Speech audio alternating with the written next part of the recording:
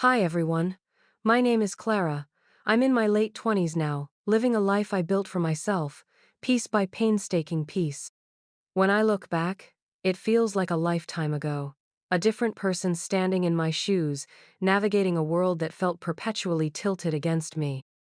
It's strange to think about how much pain you can carry, how much silence you can hold inside, especially when it's handed to you by the people who are supposed to love you unconditionally.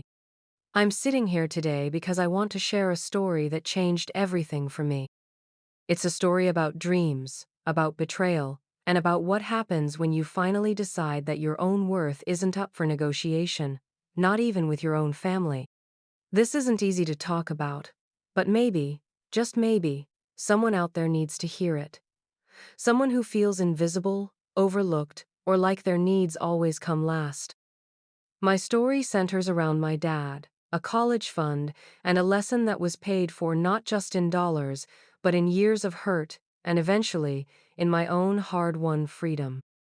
It's about the moment I realized the family everyone else saw wasn't the one I was living in, and what I did when I finally understood that the rules they played by were designed to keep me small.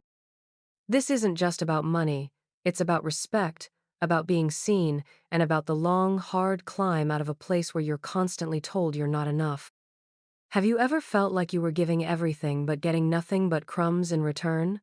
Like your efforts, your sacrifices, your very existence was just expected and never truly appreciated? That was my life for a very long time. This story is about the moment that dynamic shattered, and how I started to pick up the pieces, not to put the old picture back together, but to build something entirely new. Let me know where you're watching from in the comments below. And as you listen, maybe think about the moments in your own life when you felt unseen, or when a promise was broken in a way that felt like a blow to your very core. This story is for all of us who had to learn to stand tall, even when the people closest to us tried to cut us down. My dream college wasn't just a dream, it was a plan. It was the culmination of years of late nights studying, sacrificing weekends, and pushing myself beyond what I thought I was capable of. It was a highly selective program in a field I was passionate about, astrophysics. I devoured books about the cosmos, spent hours with my cheap telescope pointed at the night sky, and aced every science and math class I took. This particular university had a renowned department, cutting-edge research facilities, and professors whose papers I'd already read. Getting in felt like aiming for the stars myself. From a young age, my parents had told me they were setting aside money for my college education. It was mentioned casually at first, then more concretely as I got older. "Your college fund is growing, Clara," my dad would say, usually when my brother, Mark, was within earshot. Mark was 2 years younger than me, and while I was lost in books and academic competitions, he was more interested in sports and hanging out with friends. Our interests were different, and that was fine. What wasn't fine, though I wouldn't fully grasp it until much later, was the subtle, constant undercurrent of favoritism that flowed through our house, always directed towards Mark. He needed less encouragement to pursue his hobbies. My parents funded his sports equipment, his camps, his trips without question. If I needed a new textbook or wanted to attend an academic workshop, it felt like a negotiation, a line item on a budget that needed justifying. Yet, the college fund was supposed to be different. It was my specific pot of gold at the end of my academic rainbow, a reward for my diligence, a promise of future opportunity. I contributed to it myself, too, in my own way. Throughout high school, I worked part-time jobs, tutoring younger students, working weekends at the local library, saving every dollar I could. That money wasn't for frivolous things. It went into a savings account labeled college expenses, separate from the fund my parents were supposedly building. I bought my own school supplies, my own clothes, even paid for my own college applications and standardized tests. My parents encouraged this, framing it as teaching me financial responsibility, while Mark received a generous allowance without needing to lift a finger. I didn't resent him for it. He was just living the life our parents created for him. I just internalized the message. My path required my own effort, my own sacrifice. The college fund my dad spoke of was mentioned in the context of a 529 plan, something he said was growing steadily. He'd occasionally show me a statement, pointing to the balance with a proud flourish. It was substantial, enough to cover a significant portion of the tuition at my dream school, maybe even all of it if I supplemented it with my own savings and scholarships, which I was also working tirelessly to secure. That fund represented freedom, opportunity, and validation. It was proof that my hard work was seen, that my future mattered. I applied to my dream university early decision. The application process was grueling, filled with essays, recommendations, and nerve-wracking interviews. I poured my heart and soul into it. Every word on those pages, every answer in those interviews, spoke of my passion for the stars, my dedication, and my long-held dream. When the acceptance letter arrived, I was alone in my room. I ripped open the envelope with trembling hands. The word, "congratulations," seemed to leap off the page. I got in. I got in. The sheer elation was overwhelming. Tears streamed down my face. Tears of joy, relief, and the culmination of years of focused effort. I ran downstairs, waving the letter, ready to share the news, ready to celebrate this monumental achievement with my family. My mom was in the kitchen, and my dad was in the living room, watching television with Mark. I got in, I shouted, my voice thick with emotion, holding up the letter like a winning lottery ticket. Mom hugged me, a brief, tight squeeze. "Oh, Clara, that's wonderful," she said, but her eyes quickly darted towards the living room. Dad turned, a neutral expression on his face. "Got in where?" "My dream school.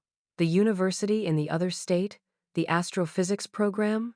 I practically bounced with excitement. Mark looked up from his phone, offering a shrug. "Cool, I guess." Dad nodded slowly. "That's nice, Clara. That's a tough school to get into." "Nice, nice?" After years of working towards this, after the promises about the fund? "Dad, the college fund. It's for this. We can actually make this work." My voice was still high with excitement, but a sliver of unease had begun to worm its way in. The reaction wasn't what I had envisioned. I had expected cheers, proud declarations, maybe even tears from them. Instead, there was a subdued acknowledgement, a turning back to the television. "We'll look at the finances," Dad said, already refocusing on the screen. "It's a very expensive school, Clara, very expensive." But that was why the fund existed. That was its purpose. "Yes, but the 529 plan, you said it was substantial, and I have my savings, and I'm applying for scholarships." "We'll see," he repeated, a tone of finality in his voice that chilled my excitement. Over the next few weeks, the initial chill turned into a deep, biting cold. Every conversation about college felt like pulling teeth. When I brought up financial aid forms, Dad was evasive. When I mentioned the 529 plan, he'd change the subject or sigh heavily about unexpected expenses and the reality of things. Finally, I pushed him. I needed to know the numbers for the financial aid application. "Dad, I need the details on the 529 plan. The university needs the account information." He sat me down at the kitchen table, the same place where we'd discussed my good grades and college plans for years. But this time, his expression was grim. Mom sat beside him, her hands clasped tightly in front of her, avoiding my gaze. Mark remained oblivious, somewhere else in the house.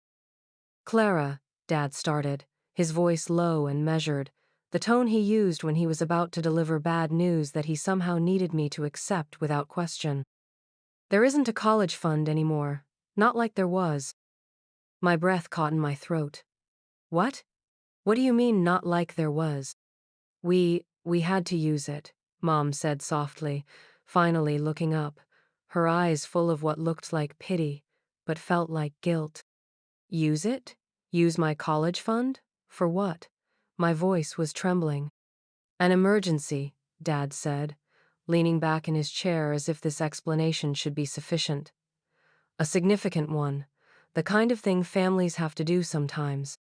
What emergency? I pressed, my mind racing through possibilities. Medical crisis? House fire? Something truly devastating. It was, for Mark, Dad said, and the blood drained from my face. For Mark? I repeated, incredulous. My brother? What emergency could he possibly have had that required wiping out my entire college fund? Was he sick? In trouble? He had an opportunity, Dad explained, his tone shifting slightly, a hint of pride creeping in. A business venture. He needed significant capital quickly. It's a chance for him to get a real head start, build something for his future. A business venture. Not a life-threatening illness. Not a house saved from foreclosure. A business venture. For my brother, who had shown little interest in academics or long-term planning, who had been given allowance money freely while I worked 2 jobs, his opportunity cost me my opportunity. You took my college fund for Mark's business? The words were hard to form, heavy and sharp in my mouth. It's an investment in the family's future, Clara, Dad said, as if this was a perfectly logical, even commendable decision. Mark will do well, he's got a good head for business. But, my college? My voice was barely a whisper now. My dream school? The fund you promised was for me? For my education? That school is very expensive, Clara, Mom interjected, finding her voice. Maybe it wasn't realistic anyway. There are perfectly good state schools here, you can go there. Perfectly good state schools. They weren't the top program in the country for astrophysics. They didn't have the professors I wanted to learn from, the facilities I longed to work in. They weren't my dream.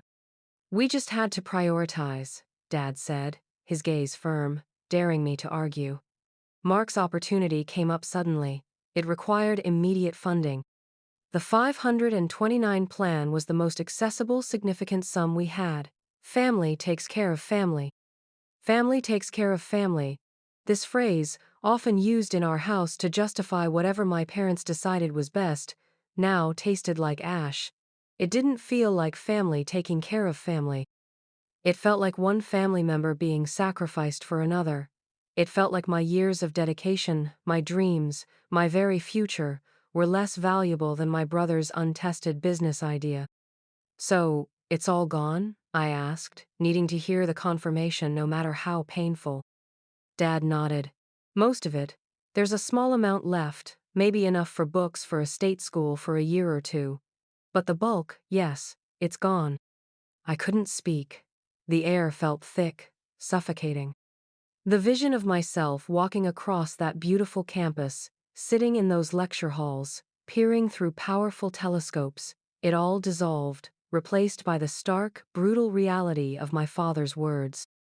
My dream hadn't just been deferred, it had been confiscated. I stood up abruptly, the chair scraping loudly against the floor. I can't do this right now. Clara, we need to talk about this logically, Dad said, attempting a calm, reasonable tone that only made me feel more enraged. Logically? I repeated, turning to face them, my eyes stinging with unshed tears. Logically, you took the money you promised me, the money I worked towards, and gave it to Mark. That's not logic, that's betrayal. Don't use that word, Mom said sharply, finally showing some emotion, but it was directed at my choice of language, not the injustice I had just suffered. What else would you call it? I challenged, my voice rising. You made a promise. You built a fund for a specific purpose, and you just took it away, without even talking to me first, for something that benefits him? How is that not betrayal?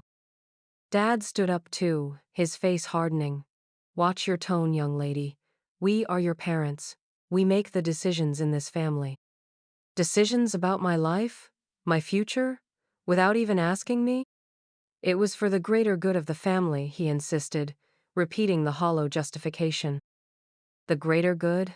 I laughed, a short, sharp, bitter sound. Or the greater good of Mark?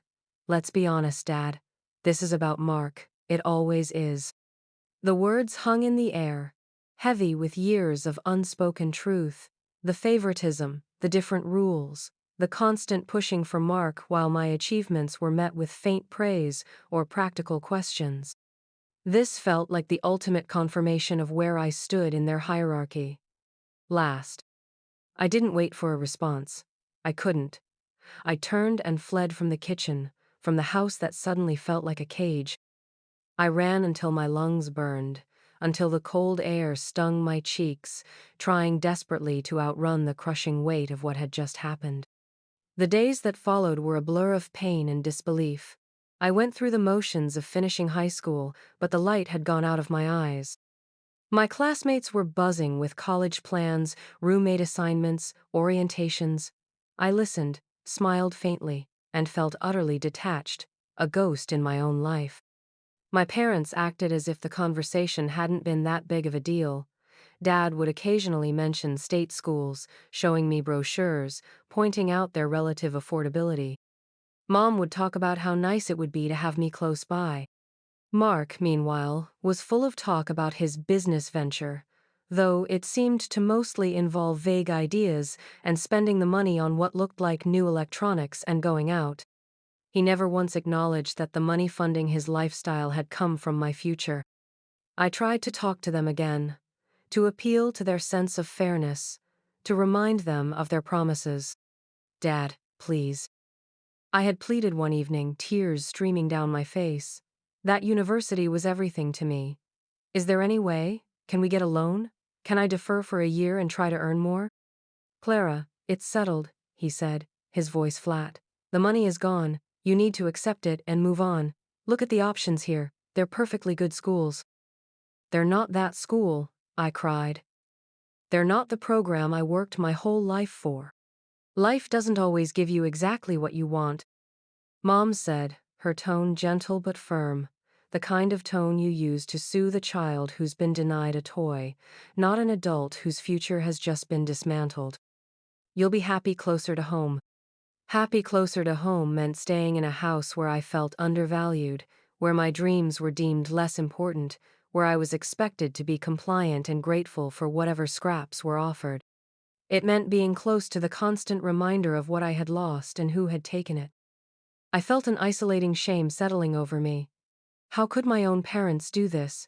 How could they look me in the eye and justify taking away something so significant, something that represented so much more than just money? It wasn't just the financial loss. It was the message it sent. You are not worth this investment. Your brother is. I pulled away from them. Dinners were quiet, strained affairs. I spent most of my time in my room or working extra shifts at the library. My own savings account became my new focus, but the balance was nowhere near enough to fund 4 years at a top-tier university, especially starting from scratch. The dream felt impossibly distant now, a cruel mirage. I ended up enrolling in the local state university. It was fine. The classes were adequate, the campus pleasant enough, but it wasn't it. I felt like I was settling, every single day. I chose a different major, something more general, practical. Astrophysics felt too tied to the dream I had lost, too painful a reminder. I felt a profound sense of grief, not just for the college, but for the future I had envisioned, and for the trust that had been shattered. Life at home didn't improve. I was still expected to contribute significantly, doing chores my brother ignored, running errands, providing emotional support for my parents whenever they felt stressed. If I ever pushed back, reminding them I was paying for my own school now, working to cover living expenses while studying, I was met with accusations of being selfish or ungrateful. After everything we've done for you, Mom would sigh. What had they done? Provided a roof over my head while taking away the foundation of my future. I swallowed the retorts, the bitterness growing like a weed in my gut. Mark's business venture fizzled out within a year. He lost the money, my money, through poor decisions and lack of effort. There was no accountability, no apology directed at me. My parents just shrugged and said, well, not everything works out. It felt like a second betrayal, watching the careless dissolution of the funds that had represented my lost future. Mark wasn't expected to repay it, or even to apologize for the consequences of his failure on my life. He just moved on to the next thing, still supported by my parents. Meanwhile, I worked relentlessly. I took on extra hours at the library, found another part-time job tutoring, and worked during summers. I was determined not to be dependent on my parents any more than necessary. Every dollar earned felt like a small act of defiance, a step towards regaining control. I paid for my tuition, my books, my modest living expenses, eventually saving enough for a beat-up used car to get to my jobs and classes. The unfairness of it all became a constant, dull ache. I saw my friends enjoying college life, focusing on their studies and social lives, supported by their families. I was juggling work, classes, and the emotional burden of living in a house where I felt like a tenant who owed exorbitant rent. I started therapy during my junior year, burnt out and quietly depressed. Talking to a neutral third party was like finally being able to breathe after being underwater for years. My therapist helped me see the patterns of favoritism, the emotional manipulation, the way my parents had exploited my sense of responsibility and my desire for their approval. She validated my feelings of hurt and anger, feelings I had been told were unwarranted or selfish. They framed it as a family decision, my therapist noted gently during one session, but it was really a decision made by them, for their preferred child, at your expense. They didn't consult you, they didn't ask for your input, and they minimized the impact on you. That's not family taking care of family. That's someone in power taking advantage of someone with less power. Her words resonated deeply. It wasn't just the money. It was the unilateral decision-making, the lack of respect for my autonomy, the dismissal of my dreams, and the clear message that I was less important. This wasn't just about college, it was about my value as a person within my own family. The realization was painful, but also incredibly freeing. I stopped trying to win their approval, stopped trying to earn their love by being the good, compliant daughter. I started setting boundaries, tentative at first, then more firmly. I declined requests for money or favors that felt exploitative. I spent less time at home, building a life for myself outside of their influence. After graduation, I got a job in my field, not astrophysics, but something related to data analysis, which my quantitative skills from science had prepared me for. It wasn't my childhood dream, but it was a good job, providing stability and, crucially, financial independence. I moved into my own apartment, a small, affordable place, but it was mine. The first night I slept there, in the quiet solitude of my own space, I felt a profound sense of peace I hadn't realized I was missing. There were no expectations hanging in the air, no subtle digs, no unfair comparisons, just me and the silence. My relationship with my parents became more distant. They complained I didn't visit enough, that I wasn't part of the family anymore. I listened to their complaints, acknowledged them, but didn't back down. I set clear visiting schedules, refused to engage in conversations that felt manipulative or guilt-tripping. "We just miss you," Mom would say, her voice laced with passive aggression. "I'm here now," I would reply calmly, "for the time we agreed on." "Your brother visits more," Dad would observe pointedly. "Mark has a different schedule," I'd respond, refusing to take the bait. The truth was, the distance was necessary for my healing. Every interaction with them brought back the pain, the feeling of being overlooked. I needed space to consolidate my new identity, the one where my worth wasn't determined by their arbitrary scale. Years passed. I worked hard, saved diligently, and slowly built a comfortable life. My career progressed, I made wonderful friends who saw and appreciated me for who I was, and I pursued my passion for astronomy as a hobby, buying a better telescope, joining local clubs, attending lectures. It wasn't the university path, but it was my path, chosen and funded by me. My brother, meanwhile, bounced from one thing to another, never quite finding his footing, still relying on my parents for support. His business venture was long forgotten, replaced by a string of failed jobs and mounting debt, which my parents seemed to constantly bail him out of. The topic of the college fund was never explicitly brought up by them again after that initial confrontation. It hung between us like a ghost. I knew they knew I hadn't forgotten. Then came a moment that crystallized everything. My parents decided to sell the family home, the house I grew up in. It was too big for them, too much to maintain. They planned to downsize. As they were preparing for the move, they asked me to come over and help sort through things, clear out the attic and garage. Cleaning out the house was an emotional experience. Boxes of memories, old report cards, childhood toys. And hidden in the back of Dad's closet, tucked away in a metal box he probably thought was secure, I found it: the financial statements for the 529 plan. My hands trembled as I opened the box. There they were, dated statements, showing the steady growth of the fund over the years I was in high school. And then, a series of withdrawals, large sums taken out over a short period, corresponding exactly to the time I was applying to college and Mark was starting his business.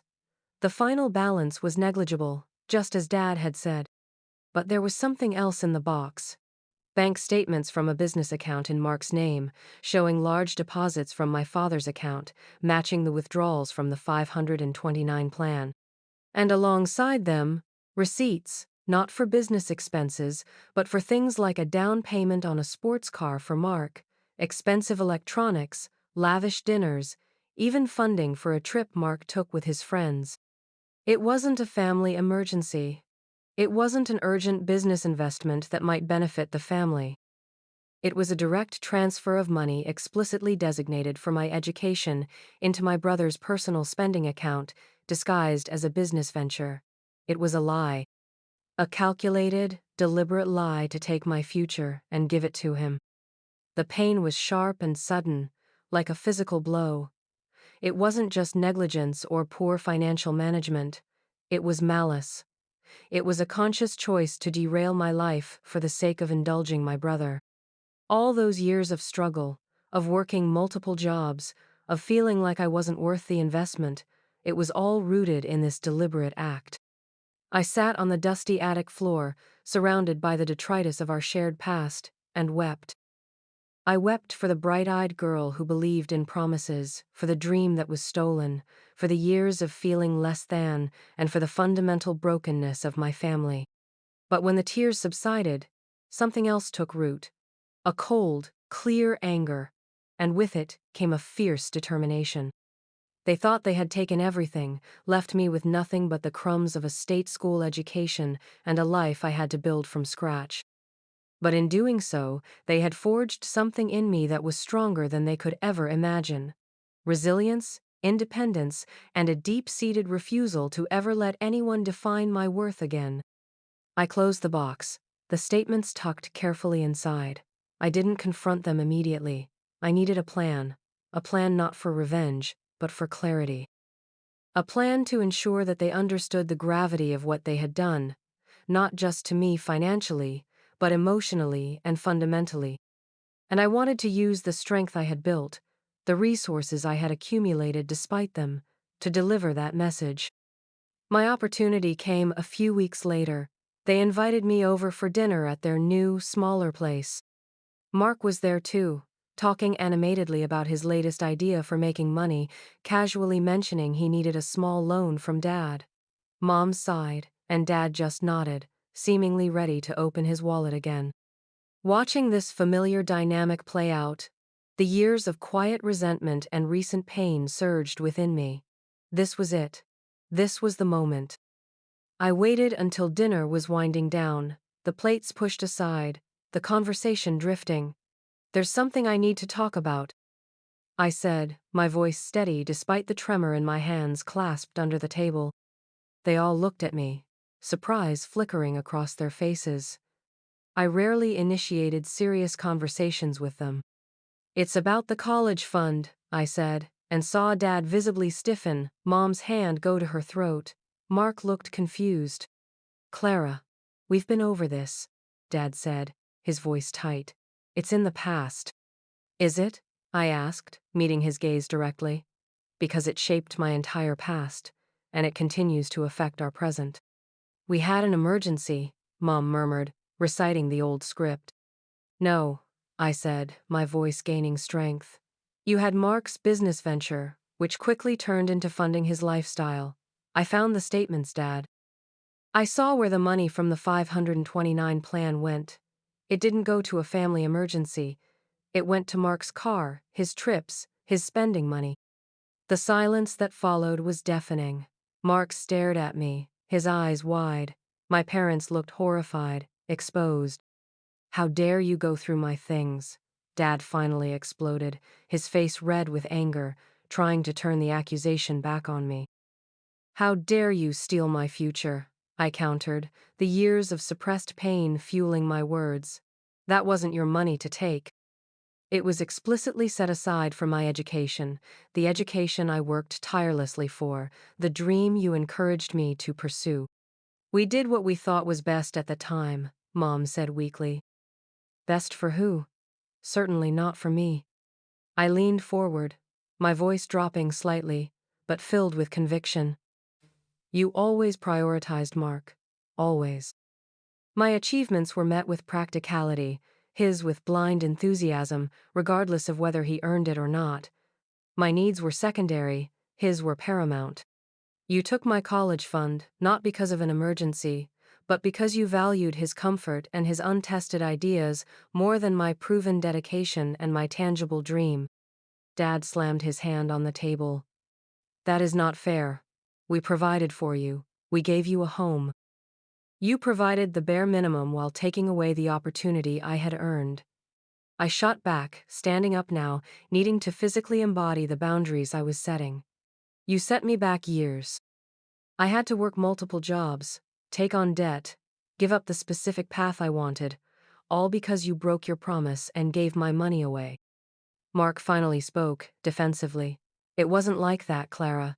It was for a business. Don't lie, Mark. I said, turning to him. I saw the receipts. The sports car? Was that a business expense? The trips? Did they generate revenue? Be honest for once. He looked away, unable to meet my eyes. You taught me a harsh lesson, Dad, I continued, focusing back on my father. You taught me that your promises are worthless. You taught me that my hard work meant nothing compared to your favoritism. You taught me that in this family, I would always be second best, always the one expected to sacrifice. I paused, taking a deep breath. This was the hardest part. The part where I had to show them not just the damage they had caused, but the strength it had forced me to build. But you also taught me something else, I said, a different kind of strength entering my voice. You taught me I could rely on myself.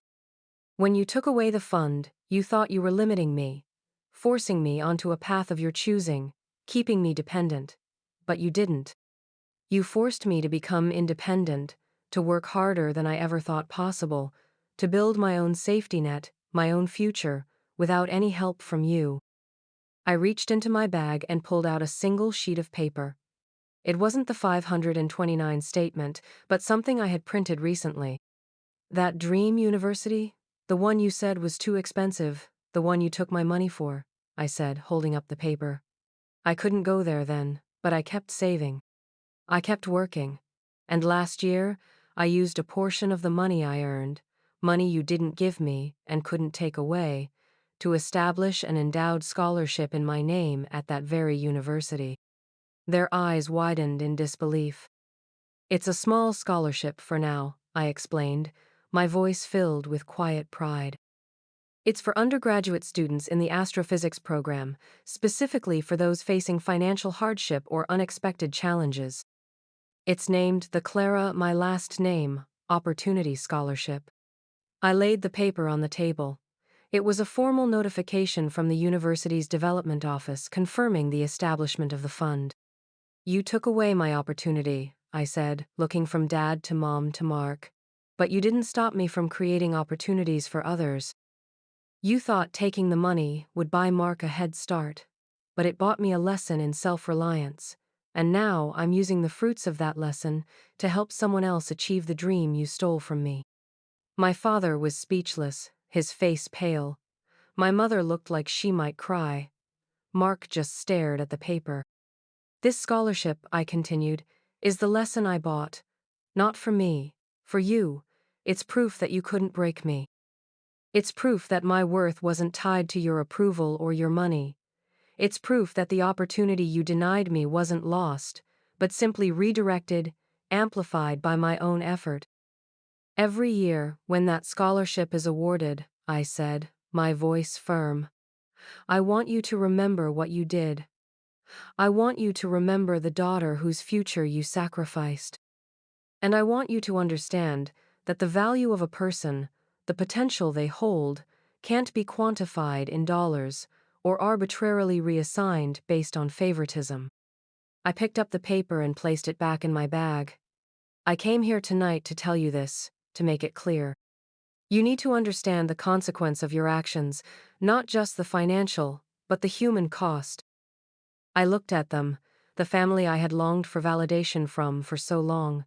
The longing was gone, replaced by a quiet resolve. I love you. I said, the words feeling both true and incredibly complex, tangled with years of hurt. But I can't pretend this didn't happen. And I won't let it define me in the way you intended. I gathered my things, the house key I still carried, my bag. I'll be going now, I said, my voice softening slightly, the adrenaline fading. I hope one day you can truly understand. I walked out of the house, leaving them in silence, leaving behind the weight of years of disappointment and the need for their acceptance. The air outside felt crisp and clean. I didn't look back.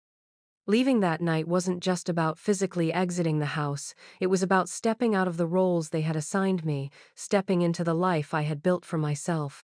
The confrontation wasn't about getting the money back or even receiving an apology, though neither was offered. It was about reclaiming my narrative, stating my truth, and showing them that their betrayal hadn't broken me. It had galvanized me. In the aftermath, the relationship with my parents became even more strained, then faded into infrequent, superficial contact. There were no heartfelt apologies, no deep reckonings on their part. They retreated into their denial, their discomfort too great to face the truth. Mark eventually tried to apologize awkwardly years later, but the moment had passed, the wound had scarred over, and the connection had been severed by years of neglect and complicity. Living my life on my own terms, making my own decisions, spending my money as I saw fit, it was liberating. Every achievement, every small victory felt sweeter because I knew it was mine, earned through my own effort and resilience. I continued to contribute to the scholarship fund annually, watching it grow, knowing that it was doing the good that the original fund was meant to do. It was a tangible symbol of turning pain into purpose. I never became an astrophysicist in the traditional sense, but I found ways to incorporate my passion into my life. I joined a team of amateur astronomers who worked on citizen science projects, contributing to real research. I gave talks at local schools, sharing my love for the stars with young students, especially young girls interested in science. My dream hadn't died. It had evolved, finding a new, perhaps even more meaningful expression. The scars of that betrayal remain, a reminder of the cost of silence and people-pleasing, but they are no longer open wounds. They are reminders of my strength, my ability to overcome adversity, and the clarity that came from facing painful truths. I learned that seeking external validation from those who consistently devalue you is a futile and damaging pursuit. True worth comes from within, built on self-respect and integrity. My father took away my dream college fund. He tried to take away my future. But in doing so, he unintentionally gave me the most valuable education of all, an education in self-worth, resilience, and the power of owning my own narrative. And that was a lesson worth more than any amount of money. So, that's my story. It's raw, it's personal, and it still hurts in places, but sharing it feels like another step in releasing the burden. It's a testament to the fact that even when people you love deeply hurt you, you have the power to define your own path forward. You are not beholden to their narrative or their limitations. Your value is inherent, not conditional on their approval or favoritism. If you're going through something similar, feeling unseen or undervalued, especially by family, I hope my story offers a glimmer of hope. It is possible to break free from toxic dynamics, to set boundaries, and to build a life where you are the priority, where your dreams matter. It's not easy, and it takes time, but it is absolutely possible. Remember, your worth isn't up for debate. You are capable, you are strong, and you deserve to pursue your dreams. Don't let anyone, not even family, tell you otherwise. If this story resonated with you, please give it a like. Subscribe to my channel for more stories about navigating complex relationships and finding your voice. And share your thoughts in the comments below. I'd love to hear your own experiences, or just know that you're out there.